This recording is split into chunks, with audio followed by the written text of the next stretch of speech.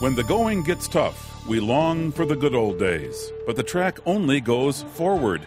We have no choice but to run. Life, it takes its toll on all of us, especially in times of crisis and upheaval. Emotional and physical suffering plays a key part in developing our character, a lesson learned well by Job.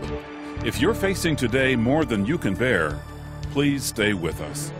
From the Moody Church in Chicago, this is Running to Win with Dr. Erwin Lutzer, whose clear teaching helps us make it across the finish line. Today, Dr. Lutzer continues his series, God, Why Me?, as he concludes a message on the size of a suffering soul. We've been hearing the story of a woman whose daughter tried to commit suicide. Also, that experience happened just as they were planning a wedding for one of their daughters. So here's the 15-year-old who tries to commit suicide, and then they have an older daughter who just days later was married. So you have this wedding going on, and you've got all of the concern and the agony that surrounds this tragedy. She says, during the month of December, I fell into depression. I had been struggling with depression, she says, before this. Mentally, I was thankful for the many things that God had done, but this did not change my feelings. I could not see the Christian physician that I was supposed to see, and so forth. But then she goes on to say, I was encouraged by my father, that is her earthly father, a man whom incidentally my wife and I know, a good man. I was encouraged by my dad to affirm to God that I believe He is the blessed controller of my circumstances for my good. I had done this before Thanksgiving and did it repeatedly, and within a number of days I continued to do it despite my feelings. And God is so good that He turned my emotions around for my family's sake. Now, if you were to meet these people, you would see, even in their countenance, Christ. I had breakfast on Saturday with a couple who have been through their share of tragedies, with immorality in the family and heartache with children and just a host of things. And then both of them physically going through times of difficulty, a stroke on the part of the man and heart difficulties on the part of the wife. And with tears in their eyes, the only thing that they could talk about is the faithfulness of God and the wonder of His promises to them. Suffering, my friend, purifies faith. It purifies faith. I wish that there would be a way to get at the purification process without suffering. Sometimes it can be done without suffering, but seldom. We have some friends in Canada, bless his heart, who, not a greedy man, very kind and generous man, but he encouraged people to get involved in buying a certain stock on the stock market because this particular commodity was going to go up and up and up and up.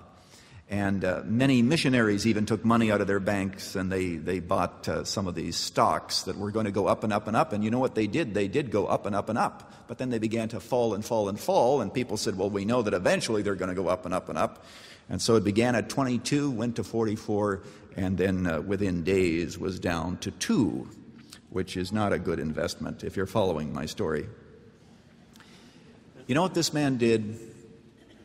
He went to the bank and he borrowed money. He sold his home, took all of his money and used it to pay off every single person whom he encouraged to invest in that particular stock so that every Christian got his money back. Now, what this meant was that this man lost all of his money in the process.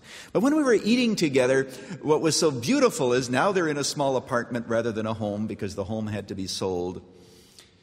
He said, you know, we would not have traded this experience for anything. He said, the things that God has taught us through this experience, even though he wasn't legally obligated to sell everything he had, but he felt he had a moral obligation. He said, the things that God has done in our hearts, we cannot even talk about.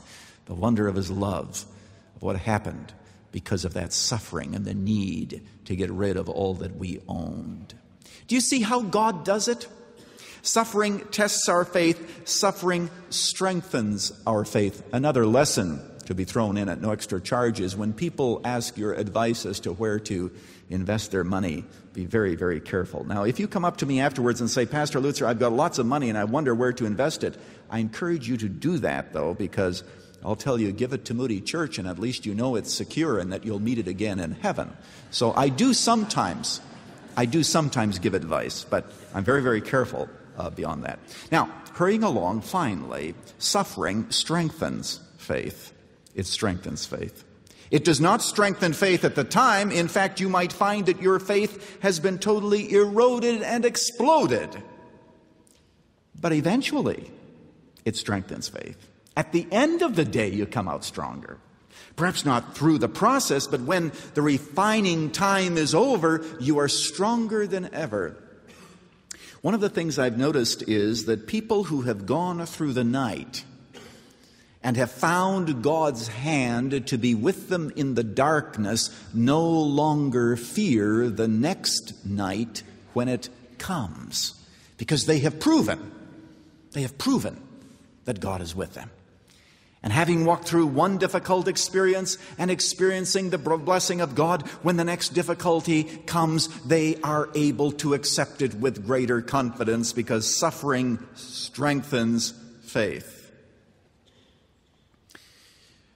Jesus in Gethsemane went through a time of deep emotional darkness. You remember he said to the disciples, "My soul is sorrowful even to the point of death." Even to the point of death.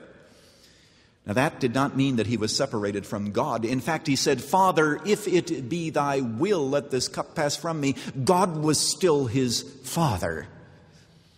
But he knew what he was up against.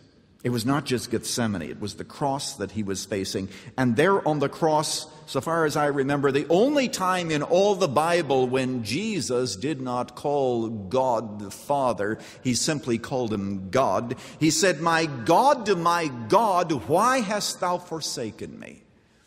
And in the black night of that emotional convulsion that he was going